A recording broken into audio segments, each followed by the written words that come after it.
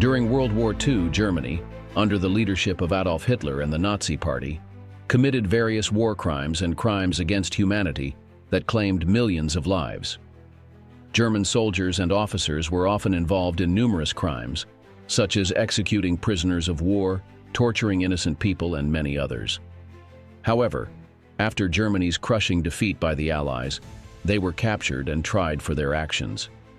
Among the many individuals arrested, there was a German officer who committed crimes by illegally executing prisoners of war. That officer was Curt Bruns. Curt Bruns was born on March 12, 1915, in Juist, German Empire. Not much information is known about Bruns' past or background during his childhood. When Adolf Hitler became Chancellor of Germany in 1933, Nazi ideology began to spread widely across Germany, influencing various aspects of life, including the military and general society. The Nazi doctrine of anti-Semitism and Aryan racial supremacy became deeply rooted, and many young Germans joined Nazi military or paramilitary organizations. Bruns himself eventually became an officer in 1939, precisely when World War II began, and continued to rise through the ranks until he reached Hauptmann or captain in September 1943. In 1939, German forces started the war by invading Poland on September 1, 1939, which became the main trigger for the outbreak of this global conflict. In a short time, Germany also invaded other countries such as Denmark, Norway, the Netherlands, Belgium, and France in 1940, demonstrating the superiority of their blitzkrieg tactics. However, after the failure of Operation Barbarossa on the Eastern Front and the major defeat at Stalingrad in 1943, Germany's strength began to weaken. On the other hand, the Western Allied forces, led by the United States and Britain, increasingly pressured Germany through the Normandy landings in June 1944 and relentless attacks on Nazi-occupied territories.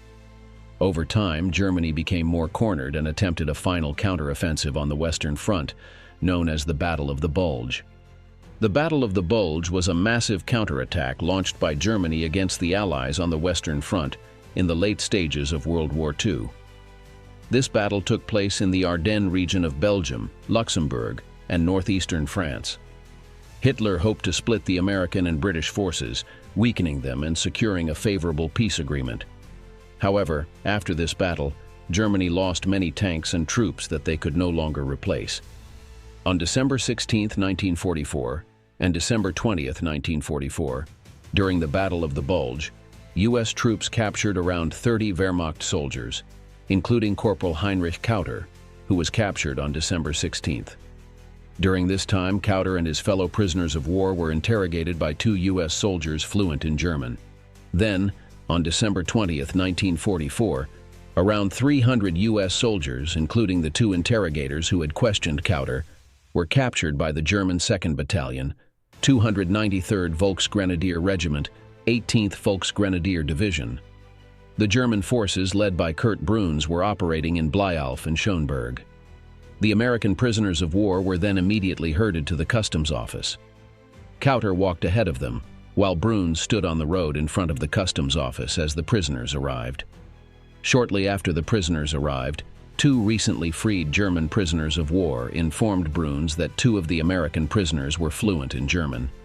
These 2 men were Staff Sergeant Richard Jacobs and Technician 5th Grade Murray Zappler. Bruns then immediately ordered 2 soldiers to bring Jacobs and Zappler forward.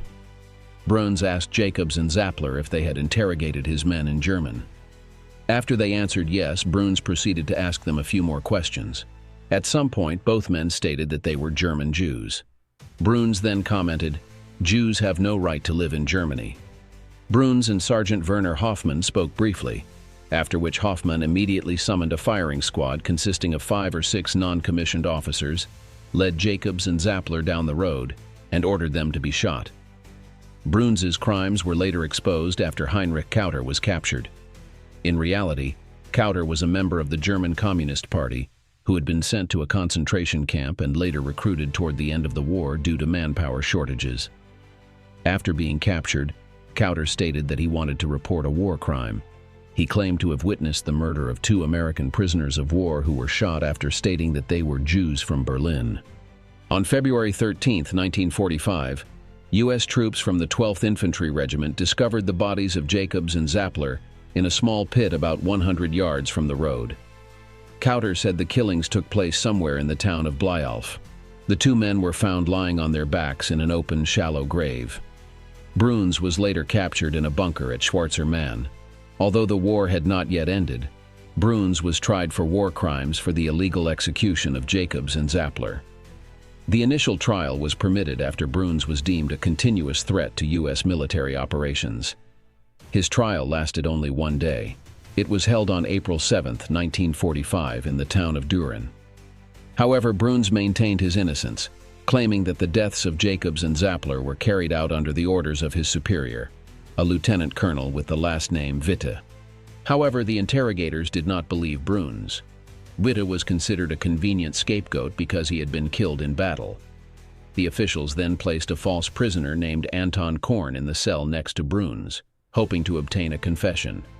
However, Brunes continued to maintain his innocence and blamed Witte for the executions. The case relied solely on witness testimony. Kauter and Korn testified against Brunes, as did Margareta Meiters, a 19-year-old woman who knew Brunes and had once lived in the customs office in Blyalf. Meiters stated that when the American prisoners were lined up, she heard Brunes shout, "If they don't raise their hands, I will shoot them."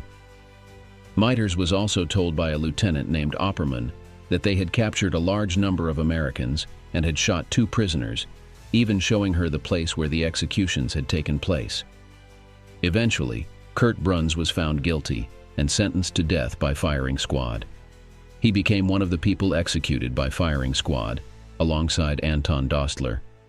Bruns was shot at a gravel pit in Densdorf on June 15, 1945. The method of execution used for Bruns was considered rare, as in military tradition, death sentences by firing squad were usually given to soldiers or officers who were still considered to have military honor, not to criminals.